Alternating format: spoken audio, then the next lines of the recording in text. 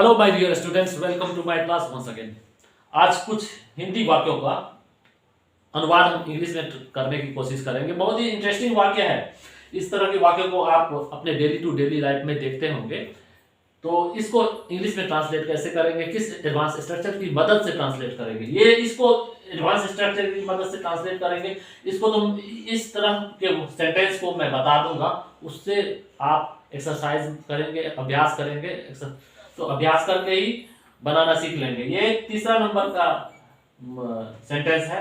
इसका भी अभ्यास आप करेंगे तो अभ्यास करने से ही, प्रैक्टिस करने से ही आ जाएगा लाइन में, है ना। तो वाक्य देखेंगे, जैसे आप अपने डे टू डे लाइफ में देखते होंगे, वह मेरी दीवानी हो गई, रमन सीमा का दीवाना हो गया, मैं तुम्हारा दीवाना हो गया, वे लोग मेरे दीवाने हो गए। तो इस तरह के वाक्य आप देखते होंगे अपने डेली टू डेली लाइफ में। तो किस एडवांस स्ट्रक्चर की मदद से इस तरह के वाक्य को इंग्लिश में ट्रांसलेट करेंगे, देखेंगे ध्यान से। तो वो एडवांस स्ट्रक्चर है क्या? एडवांस स्ट्रक्चर हो गया subject plus am is are, right.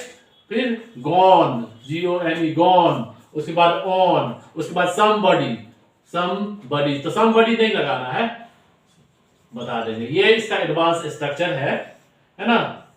तो ये एडवांस स्ट्रक्चर क्या सेंस देता है? सेंस ये देता है to like someone a lot, to like someone a lot, किसी को बहुत अत्यधिक पसंद करना, है ना। तो उस सेंस के लिए इस स्ट्रक्चर का यूज करेंगे। जैसे वह मेरी दीवानी हो गई, इसमें सब्जेक्ट क्या है? वह, है ना।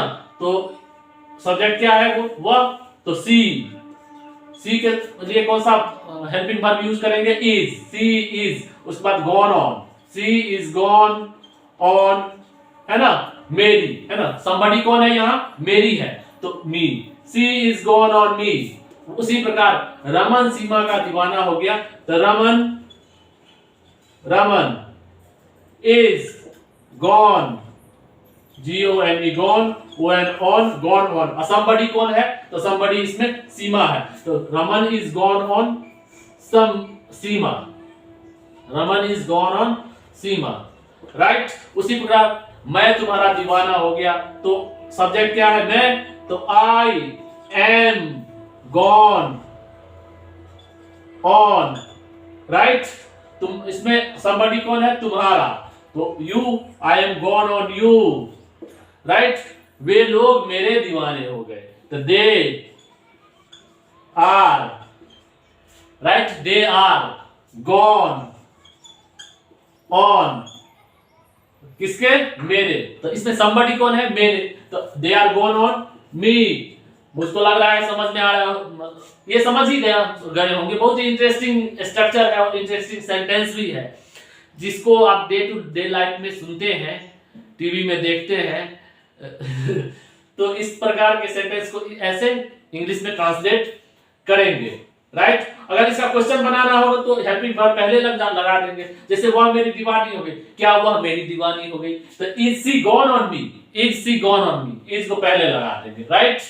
तो इसको देखते हैं, अगर इसमें क्या लगा दिया जाए तो कैसे इसको स्ट्रक्चर को कैसे इसको इंग्लिश में ट्रांसलेट करेंगे, अगर इसमें क्या लगा दिया जाए। अब देख रहे हैं, जैसे क्या वह मेरी दीवानी हो गई, right.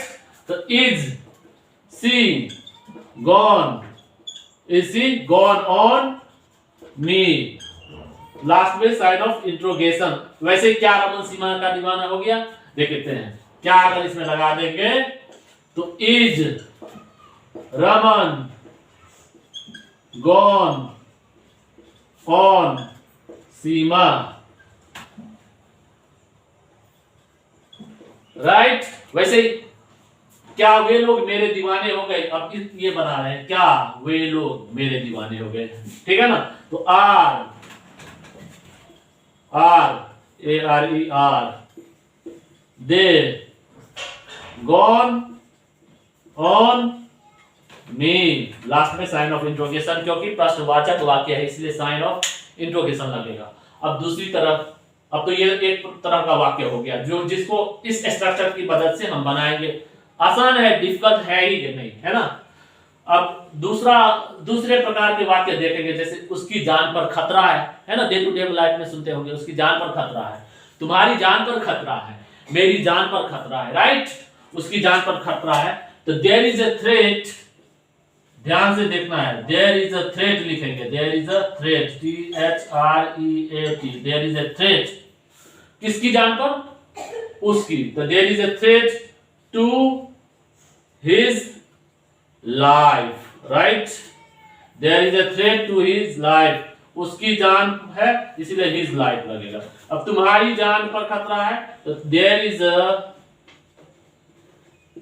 Threat, there is a threat, किसकी जान, तुम्हारी जान पर, तो to your life, to your life, right. अब मेरी जान पर खतरा है, तो कैसे बनेगा, there is a threat, there is a threat, किसकी जान पर, मेरी जान पर, तो to my life, there is a threat to my life, there is a threat to my life. अगर इसको प्रश्न बनाना है, जैसे क्या उसकी जान पर खतरा है, तो is there a threat to his life, इसको पहले लगा देंगे हेल्पिंग वर्ब को। वैसे तुम्हारी जान पर, क्या तुम्हारी जान पर खतरा है, is there a threat to your life, इसको पहले लगा देंगे। जैसे क्या मेरी जान पर खतरा है, is there a threat to my life, इसको पहले लगा देंगे, राइट। तो ये तो सेकंड दूसरे प्रकार के वाक्य देखे हैं। अब तीसरा प्रकार का वाक्य हम देख लेते हैं। मुझे इसको, इस एडवांस स्ट्रक्चर को नोट डाउन कर ले। जैसे मुझे एक क्षण की भी फुर्सत नहीं है, ध्यान देंगे उसी में बन जाएगा। मुझे एक क्षण की भी फुर्सत नहीं है, तो I have no leisure even for a moment,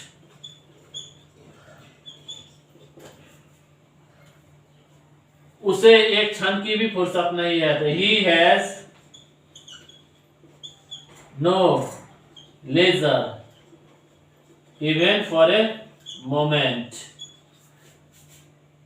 for a moment, MOMENT, moment means होता है क्षण।